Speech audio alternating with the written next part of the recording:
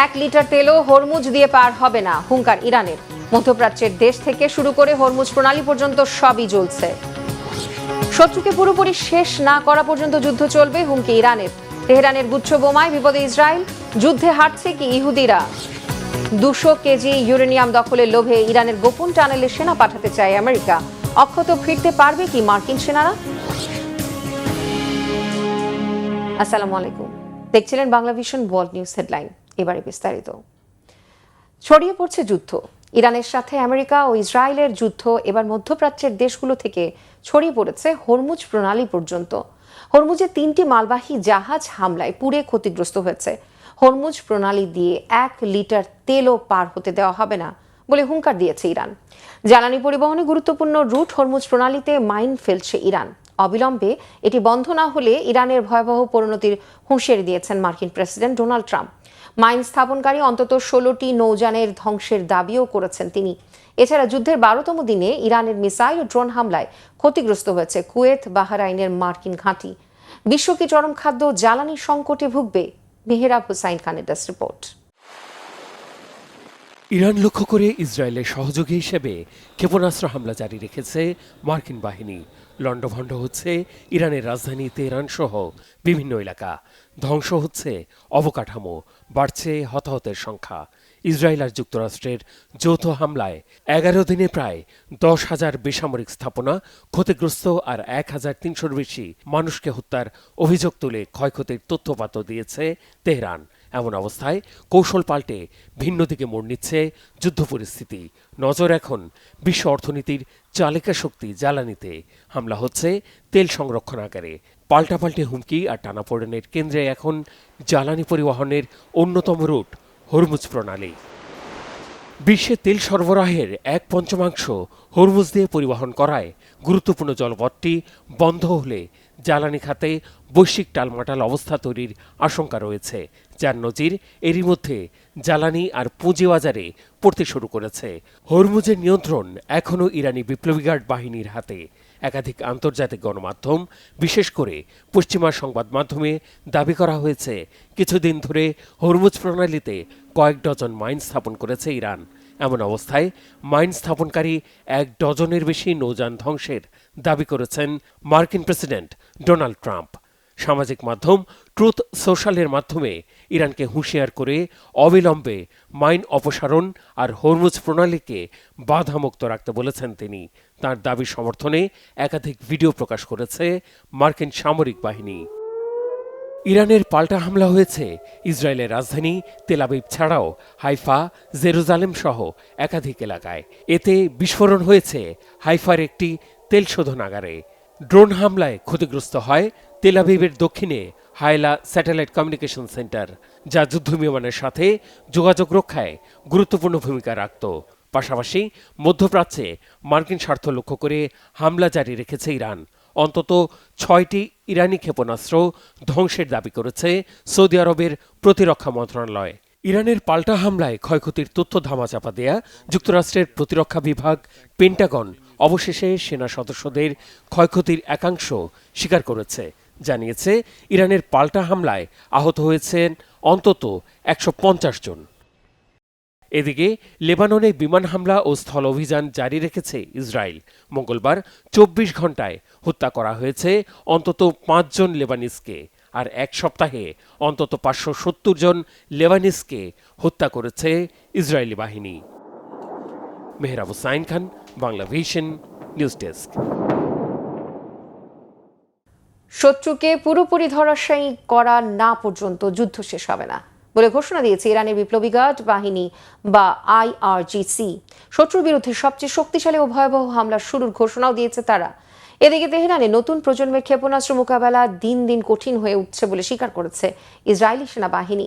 বিশেষ করে ক্লাস্টার বোমা বা গুচ্ছ বোমা ঠেকাতে নাজেহাল হতে হচ্ছে এই বাহিনীকে।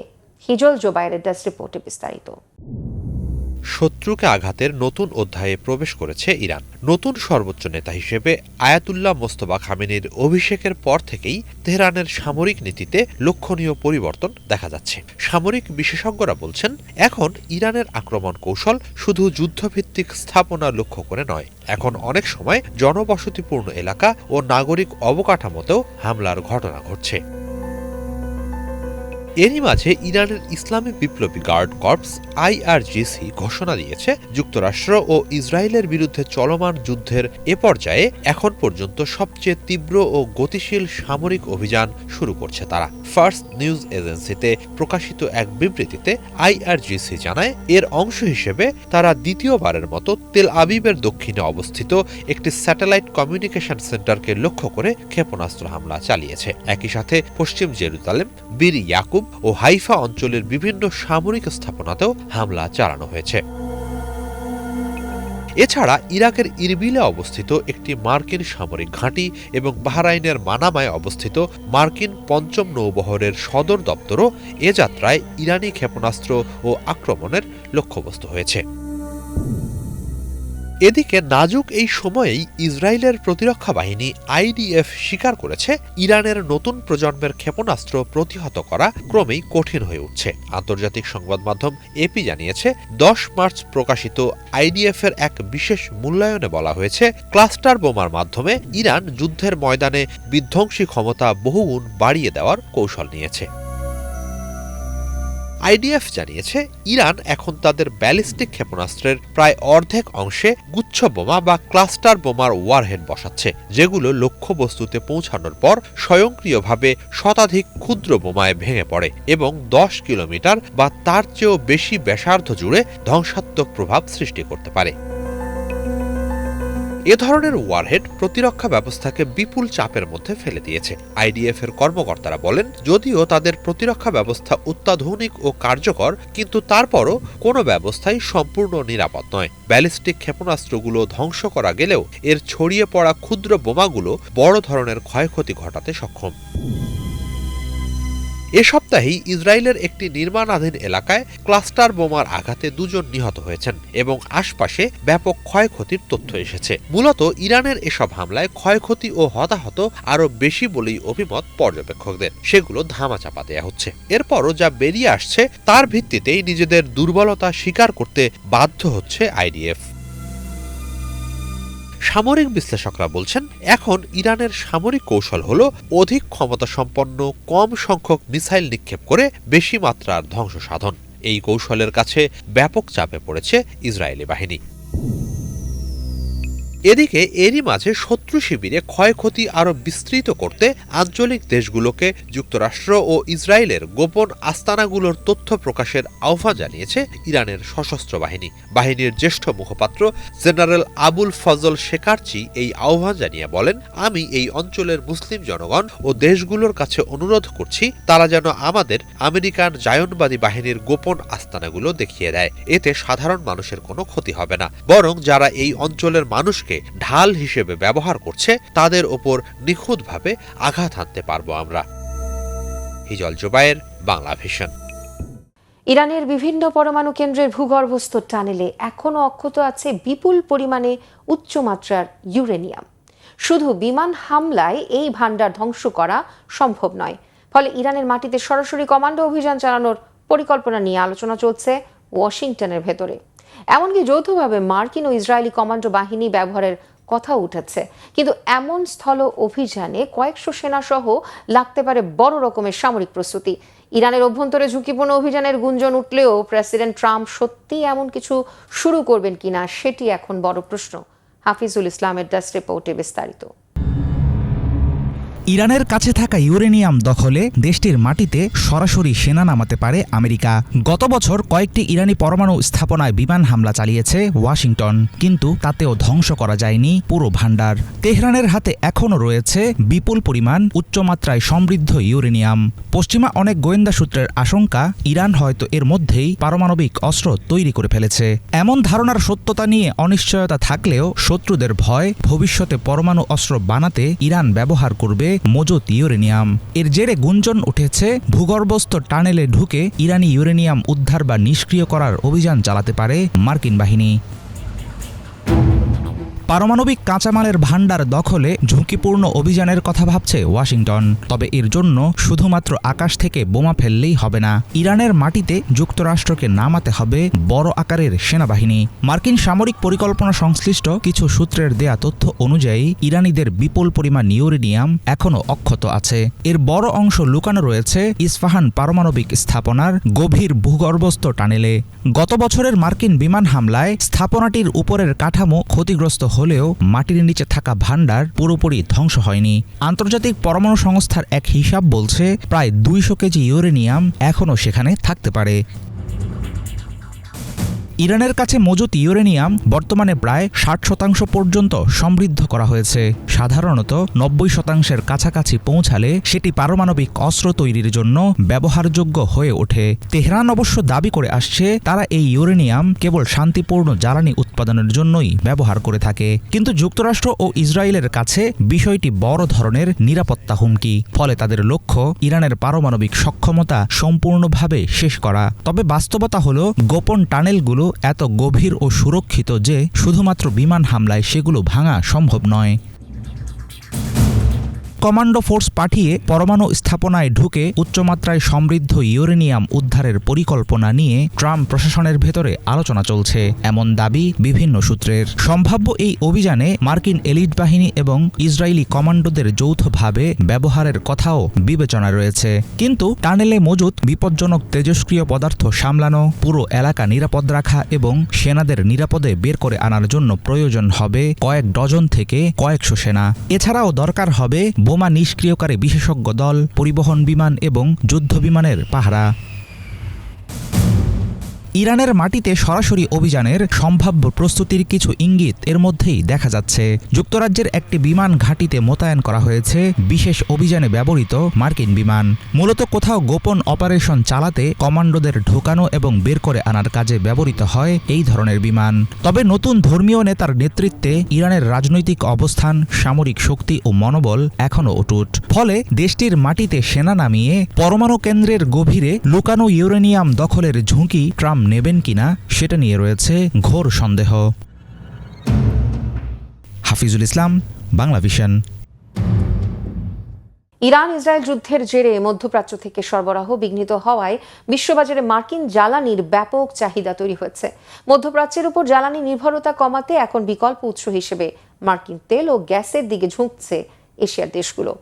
যদিও এমন অবস্থায় আমদানি নির্ভরতা কমিয়ে জ্বালানি সাশ্রয়ের পদক্ষেপ নিতে পরামর্শ দিচ্ছেন বিশেষজ্ঞরা। বিস্তারিত মীর ফজলের আব্বিটাস রিপোর্টে।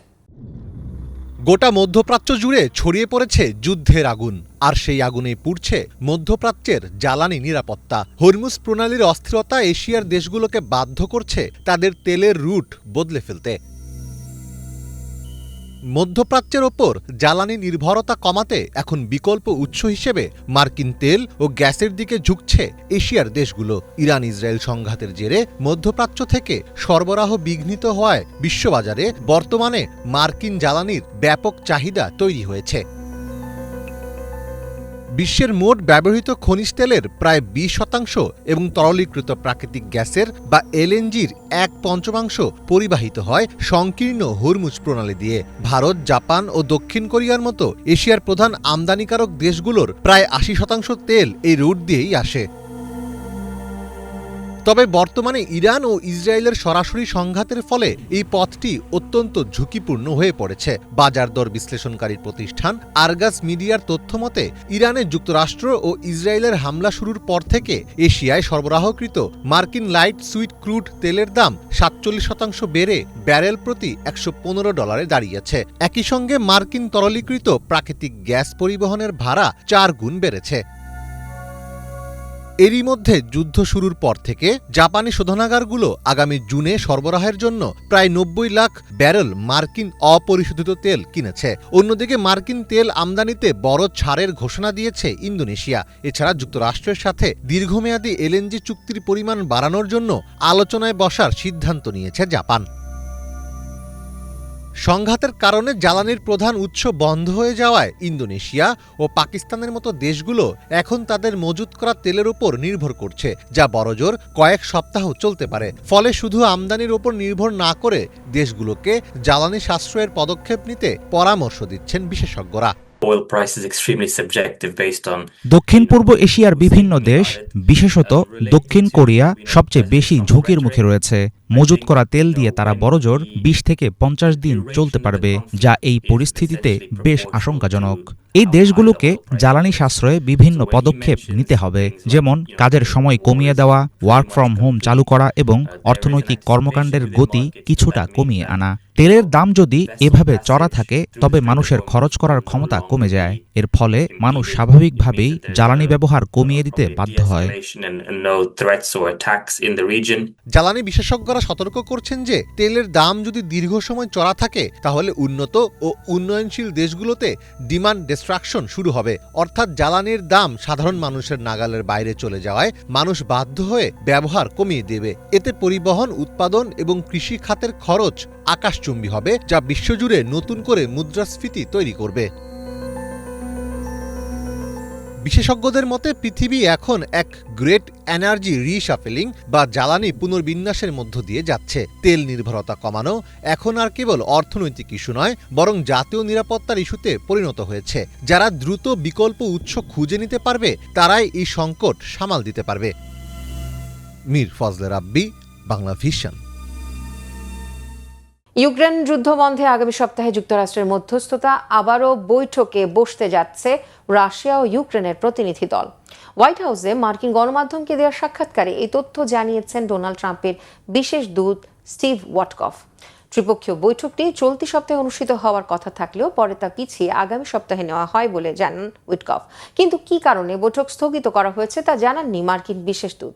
এর আগে রাশিয়ার প্রতিনিধি দিমিত্রি পেসকভ জানিয়েছিলেন বৈঠকের জন্য নির্দিষ্ট দিন, তারিখ বা স্থান ঠিক করা হয়নি, তবে বৈঠকে সব পক্ষই ইউক্রেন সমস্যা সমাধানের জন্য প্রতিশ্রুতিবদ্ধ বলে মন্তব্য করেছেন পেসকভ। এদিকে ইউক্রেনের প্রেসিডেন্ট ভলোদিমির জেলেনস্কি জানিয়েছেন আগামী সপ্তাহে একটি ত্রিপক্ষীয় বৈঠকের প্রস্তাব দিয়েছে যুক্তরাষ্ট্র। ট্রাম্প প্রশাসনই চলতি সপ্তাহে বৈঠকটি স্থগিতের সিদ্ধান্ত নিয়েছে। আগামী সপ্তাহের বৈঠকটি সুইজারল্যান্ড বা তুরস্ক হতে পারে বলেও জেলেনস্কি জানিয়েছেন। আফ্রিকার সবচেয়ে জনবহুল রাষ্ট্র এবং বিশাল মুসলিম জনসংখ্যার আবাস নাইজেরিয়া। আরব বণিকদের হাত ধরে শতাব্দী আগে শুরু হয় এখানে ইসলামের যাত্রা। সেই ঐতিহ্যের ধারাবাহিকতায় পবিত্র রমজানকে ঘিরে দেশ জুড়ে তৈরি হয় অনন্য আবহ। উত্তরাঞ্চলের সুন্নত অনুসারে খেজুর দিয়ে ইফতার, সাথে জোবো, ফুরা দা নোনো ও ফলের পানীয়। তারাবির পর মসজিদে কোরআন তেলাওয়াত ও তাফসিরের আয়োজন চলে গভীর রাত পর্যন্ত। নাইজেরিয়ার রমজান নিয়ে ডেস্ক রিপোর্টে বিস্তারিত জানাচ্ছেন হাফিজুল ইসলাম। আটলান্টিক পারের দেশ নাইজেরিয়া আফ্রিকা মহাদেশের সবচেয়ে জনবহুল রাষ্ট্রটির সংখ্যাগরিষ্ঠ নাগরিক মুসলমান। আরব বণিকদের আগমনের মধ্য দিয়ে দেশটিতে শুরু হয় ইসলামের যাত্রা। এখানে পবিত্র মাহে রমজানকে বরণ করা হয় মন খোলা আনন্দ আর আন্তরিক ভালোবাসায়। নাইজেরিয়ার মুসলিম অধ্যুষিত উত্তরাঞ্চলে মহানবী সাল্লাল্লাহু আলাইহি ওয়াসাল্লামের সুন্নত অনুসারে রোজা ভাঙা হয় খেজুর দিয়ে। ইফতারে প্রিয় পানীয়র মধ্যে থাকে ফলের রস, স্মুদি, ঘরে তৈরি লেমনেড এবং ঐতিহ্যবাহী জোবো ও ভুট্টা থেকে তৈরি ড্রিঙ্কস ফুরা দা নোনো। নাইজেরিয়ান খাবারে নিয়মিত পদ হিসাবে থাকে ভাত, মাছ, মাংস ও শাকসবজির সাথে পরিবেশন করা jollof rice, fried rice, coconut rice নাইজেরিয়ানদের অন্যতম পছন্দ। ভাজা অথবা ঝুরা মাংসের সাথে বাদাম, আদা, রসুন ও লাল মরিচ দিয়ে রান্না করা মশলাদার খাবার সুয়া, ফার্মেন্টেড চালের বাটা দিয়ে তৈরি টক স্বাদের মাসা নাইজেরিয়ানদের ঐতিহ্যবাহী খাবার।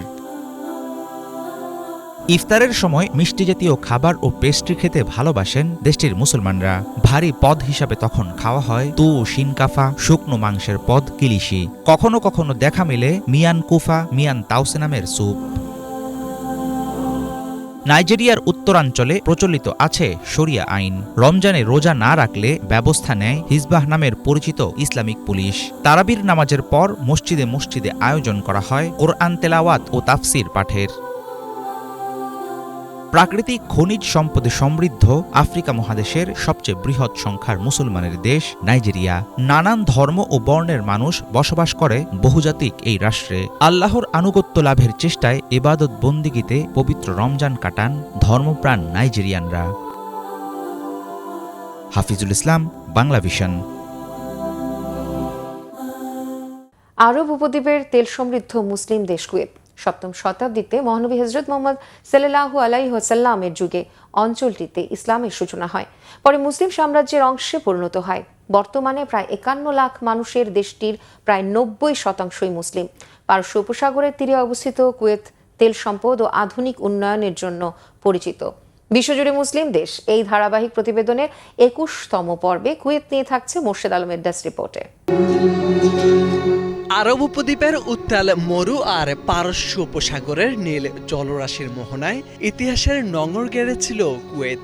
দেশটিতে লুকিয়ে আছে ইসলামের এক শান্তিময় অভিযাত্রা। 7ম শতাব্দীতে কাজমার যুদ্ধের মধ্য দিয়ে জনপদটি ইসলামের ছায়ায় আসে।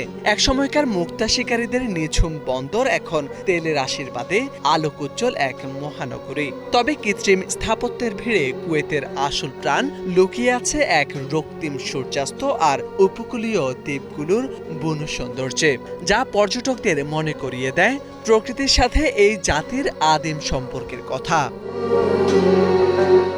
7ম শতাব্দীতে রাসূল সাল্লাল্লাহু আলাইহি ওয়াসাল্লামের জীবদ্দশাতেই কুয়েত অঞ্চলে ইসলামের সূচনা ও প্রসার ঘটে। আরব উপদ্বীপের অংশ হওয়ায় প্রাথমিক ইসলামিক যুগে এটি দ্রুত মুসলিম সাম্রাজ্যের অন্তর্ভুক্ত হয় এবং স্থানীয় জনগণের মধ্যে ইসলাম জনপ্রিয়তা পায়। কুয়েত আরব উপদ্বীপের অংশ হওয়ায় এবং ইসলামের জন্মস্থান মক্কা মদিনার কাছাকাছি হওয়ায় দেশটিতে ইসলামের প্রভাব প্রাচীনকাল থেকেই গভীর এবং স্থায়ী। বর্তমানে কুয়েতের জনসংখ্যার সিংহভাগই মুসলিম এবং রাষ্ট্রীয় ধর্ম ইসলাম, যা জনগণের জীবনযাত্রা ও আইন কানুনকে প্রভাবিত করে। কুয়েতের প্রধান ধর্মীয় স্থাপনাগুলোর মধ্যে অন্যতম হল সুবিশাল গ্র্যান্ড মসজিদ, যা 45,000 বর্গ কিলোমিটার এলাকা জুড়ে অবস্থিত এবং একসাথে হাজার হাজার মানুষের নামাজ পড়ার সক্ষমতা রাখে। এছাড়া ভারতের তাজমহলের আদলে নির্মিত দৃষ্টিনন্দন সিদ্দিকা ফাতেমা জাহরা মসজিদ এবং ঐতিহাসিক ইমাম সাদিক মসজিদ দেশটিতে অত্যন্ত গুরুত্বপূর্ণ ও সুপরিচিত। 17,818 বর্গ কিলোমিটারের দেশটির মোট জনসংখ্যা প্রায় 51 লাখ, যার মধ্যে কুয়েতের নাগরিক 15 লাখের বেশি এবং প্রবাসী 34 লাখের বেশি।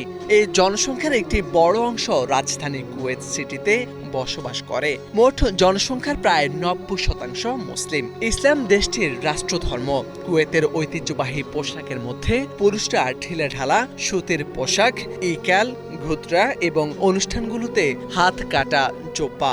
নারীরা আবায়া, ঢিলেঢালা পোশাক এবং মুখ ঢাকার জন্য বোরকা বা বুশিয়া পরে থাকেন।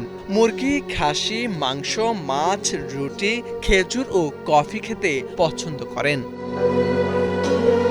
কুয়েত পশ্চিম এশিয়ার আরব উপদ্বীপের উত্তর পূর্ব প্রান্তে এবং পারস্য উপসাগরের উত্তর পশ্চিম কোণে অবস্থিত একটি রাষ্ট্র। উত্তর ও পশ্চিমে ইরাক, দক্ষিণ ও দক্ষিণ পশ্চিমে সৌদি আরব, পূর্বে পারস্য উপসাগর অবস্থিত। মোর্শেদ আলম, বাংলা ভিশন। এই ছিল আজকের মতো। ধন্যবাদ এতক্ষণ সাথে থাকার জন্য।